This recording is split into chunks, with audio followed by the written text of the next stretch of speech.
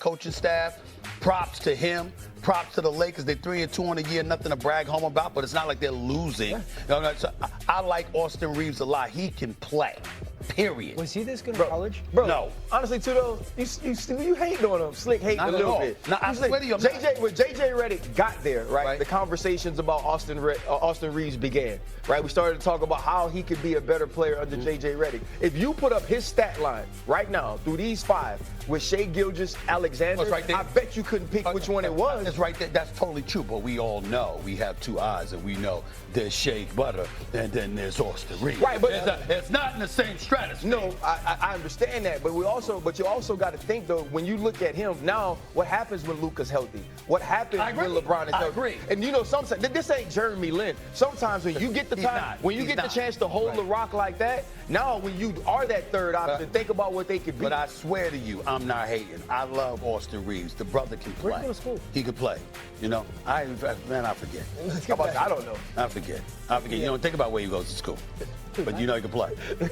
He ain't go to. You know where he ain't go? You did have opinions once on this. Brace yourself. I did, and I said, because you know what? Last year, and we all kind of agreed, so I'm bringing you guys down with me. I don't know if that's I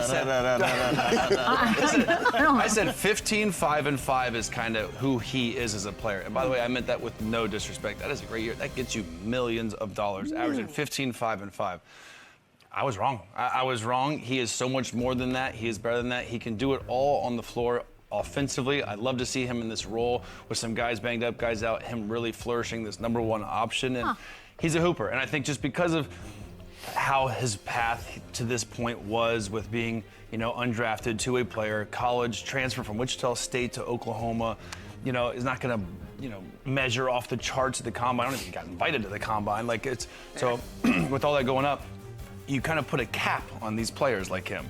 Sure. And I was wrong, and a lot of other people were wrong, and he is a very, very good basketball player, and he is set to make a boatload of money this summer, and there's going to be a lot of takers. You know what, though? I'll make it short and sweet. When you said that he was a 15-5 guy, at that time, he was a 15-5 guy. I think it was 16-5-5. Yeah, that's what the role required. You had a lot of guys around you. It wasn't your role to be this 34-10 guy, but when you have Luka step out, you have LeBron step out, and you're considered the third option, when those 2 guys are out, what does that make you? Right. That makes you the first option. He's worth everything that's coming his way. He's going to make a ton of cash coming up in this summer, and he's playing his ass off. Guys get better.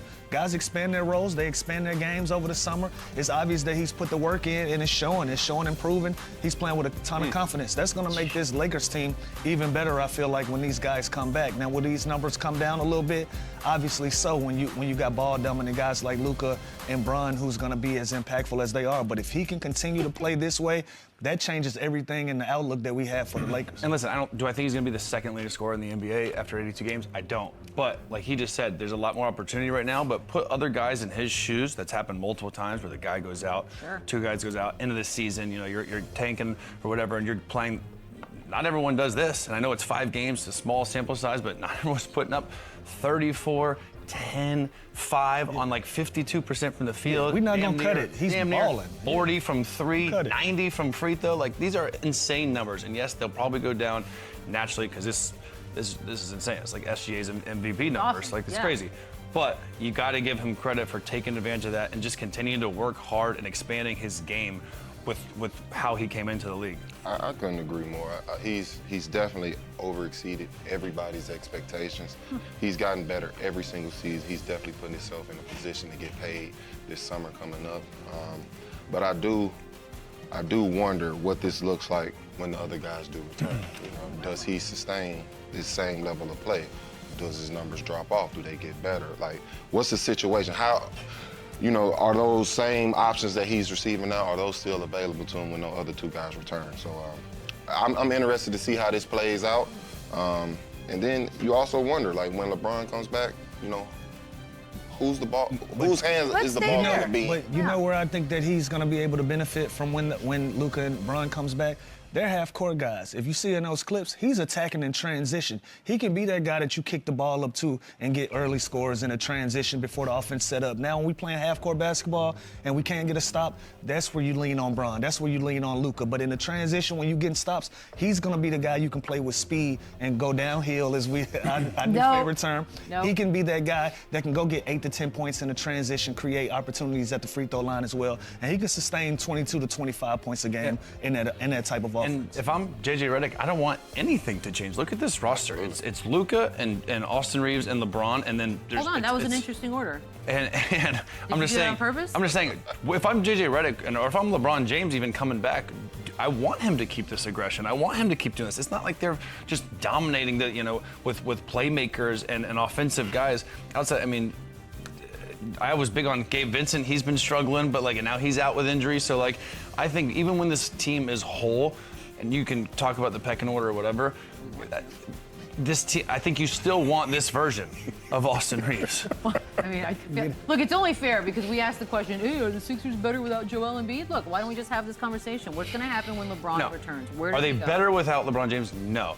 If we're going to do an order when LeBron James comes back, I think Austin Reaves is the second option even when LeBron James comes back. He's a 41-year-old man. Again, he's been great. And he's probably still going to be phenomenal. He's still going to have his nights where he is insane. But if you're looking at what this kid is doing and what they need on this roster, I think he's the second option, even when LeBron comes back. And I think LeBron is probably okay with this at this point of his career.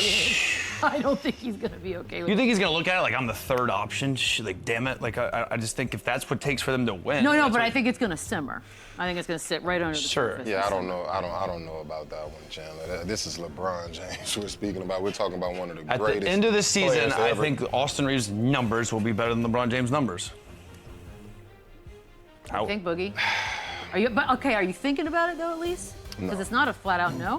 How many minutes is LeBron James going to play? How many games is he going to play? This guy's going to be, hopefully, knock on wood, consistent throughout the whole season. Listen. We're talking about LeBron. I know, but we're talking about 41-year-old LeBron James that we haven't seen him play yet. If he's 55, You know what? it's LeBron. I don't either, by the way. I'm on James. record saying he's the greatest of all time. We're I'm just talking saying. about a 41-year-old man.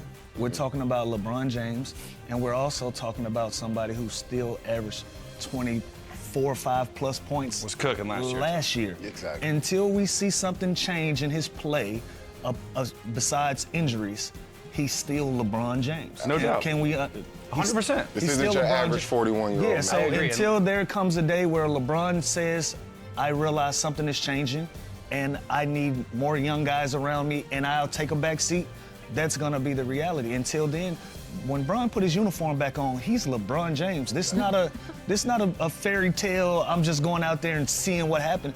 No, I'm LeBron. I'm okay with that. But, yeah, but you know what he's seeing changing? Austin Reaves and how much better he's gotten, how much better he's playing. You don't think LeBron's saying like, damn, this kid is nice? No, I absolutely think he's saying. Luka. I think he's absolutely doing that. Reaves. But I also think he's looking at it from a perspective of Austin Reaves is holding it down. He's weathering this storm until the rest of the troops return. He's doing an incredible job of what he's doing right now. But to sit here and say LeBron James moves to the third option when he returns, I don't even think it's a conversation. I think we're talking about it because we're media, but I don't think that's like a conversation. It's a conversation in the locker room. You like, know all right, it's- LeBron, you you're know it's back, not. but you're the third option. Like, Yeah. I don't think Well, it's no. That's not even how that works. Yeah. Like it's That's what not I mean. even That's why it's not even a thing. That's not.